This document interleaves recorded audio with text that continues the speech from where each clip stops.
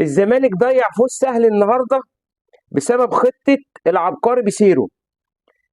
شابوه الحكم النرويجي، ما حسيناش بقراراته النهارده رغم انه ظلم الزمالك في ضربتين جزاء، واحده بتاعت بنتايج والتانيه لمسه اليد بتاعت اشرف ديري. الزمالك لو كان بيلعب الاهلي النهارده بمعروف ولا البنا، حكم محمد معروف او البنا، الزمالك كان شال ثلاثه. اه والله، كان ركب الاهلي على الزمالك في الماتش. لعيبه الاهلي النهارده كانت بتتحايل على الحكم، بس الحكم بصراحه قراراته وشخصيته قويه.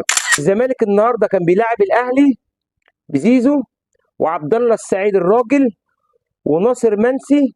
شابوه ناصر منسي بيلعب بقلبه، نزل غير شكل الزمالك. ومحمود بنتايج، خط نص الزمالك ودفاع الزمالك دونجا والونش محتاجين وقفه.